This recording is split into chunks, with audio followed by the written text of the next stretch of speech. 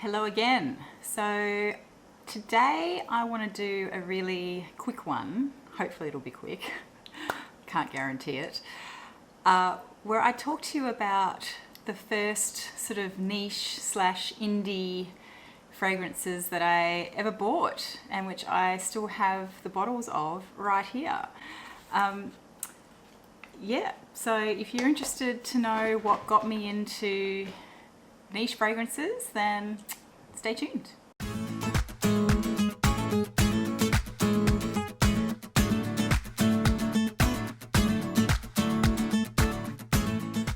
So the first one is called Kai. Now, the story of this one is it was made by a lady in California. I think she lived in Miami. She had a boutique store, I think for clothes, I guess.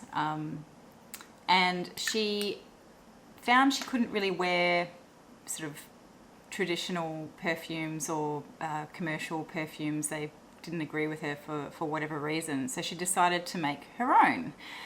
So this is a white floral fragrance. It is primarily gardenia, I believe, is what it's meant to replicate. But it's just a really sort of lush white floral fragrance that just immediately makes you think of a tropical island without the coconut note. Without the coconut note that is very typical for tropical holiday scents. And it is really, really beautiful. And obviously I have worn quite a bit of it. I think I bought this in, I want to say 2010. I can't remember, or maybe 2011. But I think it's been around since 1999. Anyway, the perfumer, whose name escapes me at the moment, but there is a blog post on it on my website if you want to go get the full details. This perfume became so popular, people started asking for it. So, they noticed it on her, so she started offering it for sale in her boutique. And then demand became so great, she ended up selling the boutique and concentrating on her perfume line. Although she has other products as well, so she has skincare products and home fragrance products as well. But yeah, that is probably my first ever niche kind of indie fragrance. I don't know if you'd call it niche, I guess you would. And it's just really, really beautiful. The next one is a little bit different. It's actually a natural perfume. And I have the bottle here, and there's still a tiny little bit left. But if I smell it, it's not going to smell very good because it'll be off by now. This is called Aura-Soma, or it's by a brand called Aura-Soma. It's a UK brand. This is number 39. I think it's called Pegasus, but actually when I bought it, it was just called 39, but I think they've now given it a name and it's called Pegasus. This is a UK brand, and I thought that they had been discontinued actually because I couldn't find these a few years ago. I've used up most of this bottle. It's just a tiny little bit left. I don't know if you can see, yeah, just in the corner there. It sort of smells similar to, reminiscent of what it used to smell like, but it's definitely turned, so I can't really compare it. And the bottle's a bit banged up. Seen better days for sure. The ethos of the brand, or the story behind the brand, is that they work with color. So when you look at the bottles and a particular color combination grabs you, apparently that's meant to be your scent. And there were a few bottles. All the bottles are really pretty. So there were a couple of others that I was kind of drawn to, but this is the one that I sort of gravitated towards the most. And in fact, when I smelled it, I really loved it as well. And it's kind of a spicy, kind of citrusy, kind of floral scent. So it's got jasmine in it. And it's spicy. It's got, I believe it has nutmeg in it as well. So things like nutmeg and maybe a bit of cinnamon, that kind of thing. And then it also has ylang-ylang and then some citrus like bergamot, I think is in the top. And it's a bit peppery as well. So there's definitely it's a bit hard to tell now, but I just remember, I'm trying to remember what it smelled like when I used to wear it. probably shouldn't say this, but one of my ex-boyfriends used to love this fragrance on me. He'd always ask me what I was wearing whenever whenever I'd wear it, basically. Yeah, just gorgeous, gorgeous scent. It reminds me of, I remember when I first smelled it, and every time I put it on, I would imagine this beautiful, sort of exotic woman in a sari, like an Indian girl perhaps in a sari, and just really beautiful, well made up, and with the black eyeliner like they do, and it makes them look amazing.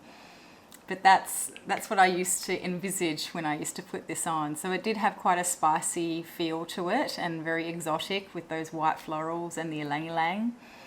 But yeah, it's gorgeous. And I was so happy to recently, so when I started doing this, when I pulled this out the other day to write the blog post, I just Googled it again to see if by any chance I could find a bottle of it, even though I probably wouldn't buy it, because if it was an old, I thought it was discontinued, and I thought, oh, if it's a natural perfume and it's old bottle, I'm not going to buy it. But as it turns out, they're not discontinued. They never were. It was just that the company wasn't able to ship to Australia. Something went wrong with their shipping, or maybe it just became uneconomical for them to ship to Australia. I think it was something to do with the dangerous goods shipping restrictions. But anyway, they must have got their dangerous goods licenses, because there's a place here actually in Brisbane where I can buy it. So I will be buying another bottle of this, because I just think it's a stunning, stunning fragrance. And the last three are all from the same house. I bought these, I'm trying to remember. My friend Snez actually got me onto these. Thanks, Snez. I'm pretty sure you'll be watching this. And I can't remember if I bought these after I moved to Brisbane or before. So I used to live in Western Australia. She got me onto this house, I think it might have been when I was still in Perth. And we bought, back then you could order a discovery set from, you could order pretty much a sample of every single one of their fragrances in the one package, and it was amazingly cheap. It was something like US $45 or something like that, which back then wasn't maybe that cheap, although I think the dollar currency conversion back then was better. But anyway, so we both jumped on it and got the whole discovery kits ourselves, and went through them. My favourite standout of the discovery kit at the time, they've brought out many more perfumes since then, so there'll be loads. I think there's quite a few that are very popular now that weren't even around then. My favourite at the time was Vetiver Fatale, which I did talk about in my last video. And yeah, this is just a really beautiful woody, grassy vetiver fragrance with a little bit of citrus in it, so it's really, really nice for the hot weather. The other bottle, so when you buy, you can't buy them on the website from Australia anymore. Unfortunately, they won't ship to Australia anymore. But at the time, if you bought a full bottle, you would get the travel size complimentary. I don't know if they still do that or not. So, and you could do the travel size as a different perfume. So I chose Grand Neroli. I do actually have a full bottle of this now, because when I went to New York a few years ago, I ended up buying a full bottle because I was almost through it. So yeah, I'm nearly finished with it. But yeah, just a really beautiful Neroli scent. Really fresh and kind of a little bit woodsy, but citrusy as well, as Neroli can be. It's kind of really green smelling. Oh, it's just gorgeous. Really like that. And then the last one, which I also got on the same trip. So this was my travel size, complimentary travel size that I got with the Grand Neroli full bottle. And I don't know what it's called, because it's not written on the bottle.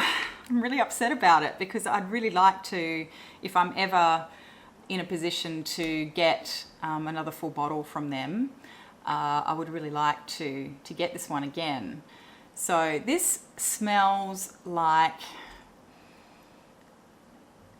a really pretty floral suede to me. Yeah, so I feel like it's got a suede leathery note in it. A little bit of floral and some vanilla. It's really, really pretty. It's very soft. Yeah, I don't know. I adore this fragrance, and I've probably got, I can't see it. It's an opaque bottle, but I feel like there's maybe half left, although I probably could open it. You can open these, I forgot. Yeah, maybe half full. And I'm trying not to use it all because I really, really like it, but I don't know how to replace it because A, I can't order from Australia anymore, and B, I don't know what it's called because unlike the other bottles, it doesn't actually have a label on it. So yeah, I think it might have been a fairly new one when I was there. Anyway, so that's that. So yeah, that is a whirlwind tour of my little early, I guess, niche collection from 2010 up to sort of 2014, I guess. And I mean, obviously I've bought many more. And this was before I even really knew what niche fragrance. I didn't even know there was such a thing as niche fragrances. I just thought perfume is perfume. I didn't really distinguish between celebrity or designer or niche or indie or natural. I just would smell things, and if I liked them, I bought them. So it wasn't really I didn't really distinguish back then. And it's only now, having hung out in Fragcom for 12 months or so, that I'm starting to, you know, obviously I've learned about all of these different distinctions, but back then I didn't really even think about it. So that's my little collection. What I didn't mention in this little video were some of the Serge Lutens fragrances, but I talk about them so much anyway that I decided not to include them. But these were kind of the really early ones for me. I'm going to leave it there. I hope you're all having a wonderful week and coping well with the isolation. And well, I'm going a little bit stir crazy, I'm not going to lie, but I'm coping. It's okay. Things could be much, much worse. So I hope you're all staying very healthy and happy. And yeah, if nothing else, just use the time to shop your fragrance selection at home, because I've just been rediscovering some fragrances that I'm absolutely love, but I haven't even thought about for a really, really long time. So make the most of it. All right, thanks. Bye.